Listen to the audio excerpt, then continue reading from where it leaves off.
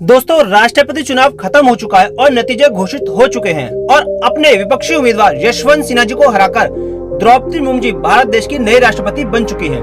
25 जुलाई 2022 को द्रौपदी मुर्मू जी ने 15वें महामहिम के रूप में शपथ ग्रहण कर चुकी हैं। अभी तक एक सिंपल से घर में रहने वाली द्रौपदी मुर्मू जी का नया पता अब रायसीना हिल्स यानी कि राष्ट्रपति भवन होने वाला है।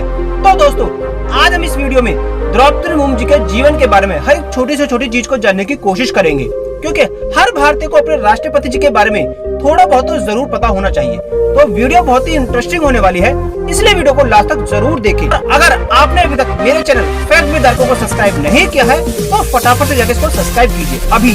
तो शुरू करते हैं।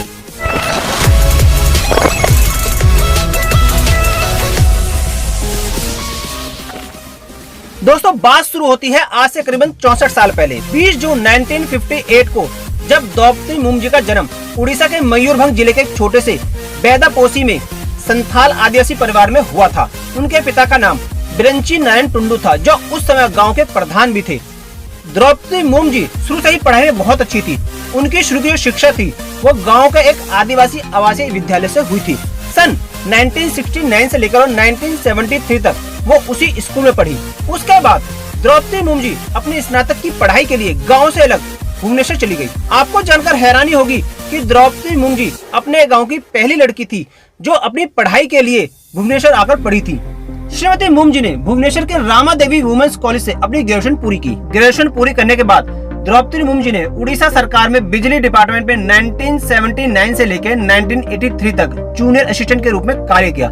कुछ टाइम के बाद रायरंगपुर में एक विद्यालय में बतौर अध्यापक के रूप में बच्चों को पढ़ाना स्टार्ट किया। शिक्षक के रूप में द्रौपदी मुर्मू जी काफी चर्चित हो गई थी। उनका नम्र स्वभाव और बच्चों को पढ़ाने का तरीका वहाँ के लोग बड़ा ही अच्छा लगने लगा।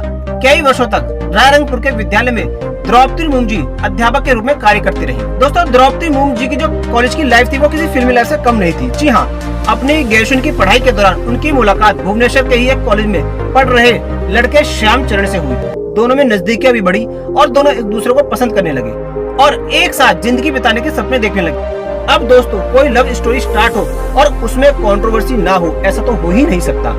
द्रौपदी मुर्मू और श्याम चरण जी के साथ भी कुछ ऐसा ही हुआ। जब श्याम चरण जी श्रीमती मुर्मू जी के घर उनके पिता से उनका हाथ मांगने पहुँचे तो उनके पिताजी ने श्याम चरण जी और उनके रिश्तेदारों से इस रिश्ते के लिए साफ मना कर दिया। लेकिन श्याम चरण जी भी कहाँ मानने वाले थे, आखिर प्यार करते थे दोनों एक दूसरे से। श्याम चरण जी ने अपना डेरा द्रौपदी मुर्मू के गांव में ही डाल लिया। रोज द्रौपदी मुर्मू के पिताजी को मनाने का प्रयास करने लगे। 3 से 4 दिन के बाद द्रौपदी मुर्मू जी के पिता उनकी शादी के लिए मान गए और उन दोनों की शादी हो गई। अच्छी नौकरी मिल गई, अच्छा पति मिल गया। द्रौपदी मुर्मू जी का जीवन बहुत ही अच्छा चल रहा, लेकिन भगवान को कुछ और ही मंजूर था। 1984 में उनके 3 साल की बेटी का निधन हो गया। मानो जैसे द्रौपदी मुर्मू के घर पर दुखों का पहाड़ टूट गया हो।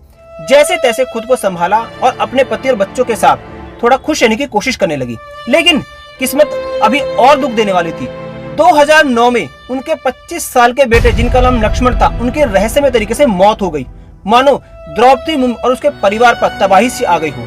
ये तो भी शुरुआत थी द्रौपदी मुर्मू के दुखों की। 2013 में उनके दूसरे बेटे की एक कार एक्सीडेंट में मृत्यु हो गई। जिस माँ के 2 जवान बेटे ना रहे, उसके दुख का अंदाजा शायद हम और आप नहीं लगा सकते। और 2014 में द्रौपदी मुर्मू जी के पति श्याम चरण जी का भी निधन हो गया, जिस कारण वो 6 महीने डिप्रेशन में चली गई और उनके साथ बस अब उनकी एक बेटी इतिश्री ही थी। इस डिप्रेशन से निकलने के लिए द्रौपदी मुर्मू जी ने आध्यात्म का सहारा लिया और वो राजस्थान के माउंट आबू में स्थित ब्रह्म कुमारी आश्रम जाने लगी। वहाँ उन्होंने राजयोग भी सीखा। कभी कभी द्रौपदी मुर्मू 2-2 दिन तक ध्यान में लगी रहती थी। 2009 से 2014 तक ये 5 साल द्रौपदी मुर्मू जी के इतने कष्टदायी बीते थे, शायद हम नहीं अंदाजा लगा सकते इस बात का। द्रौपदी मुर्मू जी ने 1997 में रायरंगपुर नगर पंचायत में एक पार्षद का चुनाव जीतकर अपने राजनीतिक सफर की शुरुआत की और फिर उसके बाद सन 2000 में और 2009 में द्रौपदी मुर्मू जी रायरंगपुर से ही 2 बार विधायक भी रही, जिस कारण उन्हें मंत्रिमंडल में भी जगह मिली और 2014 में वाणिज्य मंत्री और 2009 में मत्स्य पशुपालन विभाग की मंत्री भी रही।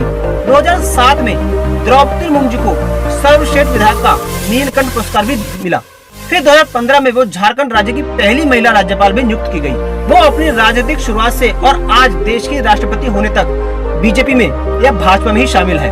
25 जुलाई 2022 सोमवार को संसद के सेंट्रल हॉल में द्रौपदी मुर्मू जी का राष्ट्रपति शपथ समारोह होगा। द्रौपदी मुर्मू को भारत के मुख्य न्यायाधीश NV रमन की उपस्थिति में राष्ट्रपति पद की शपथ दिलाई जाएगी। हम सभी भारतवासियों की तरफ से श्रीमती द्रौपदी मुर्मू को भारत की नई राष्ट्रपति बनने पर हार्दिक बधाइयां भी हैं। अब दोस्तों, मैंने आपको एक साथ इतनी सारी जानकारी दी है, तो इसके लिए एक लाइक तो जरूर बनता है। देखते हैं कौन एक आदिवासी परिवार से आने वाली द्रौपदी मुर्मू जी के भारत की 15वीं राष्ट्रपति बनने पर खुश है, क्योंकि जो खुश होगा वो इस वीडियो को लाइक जरूर करेगा। और अगर अभी तक आपने मेरे चैनल को सब्सक्राइब नहीं किया है तो फटाफट से जाकर इस लाल बटन को दबाकर फैक्ट विद आरके को सब्सक्राइब कर लीजिए अभी।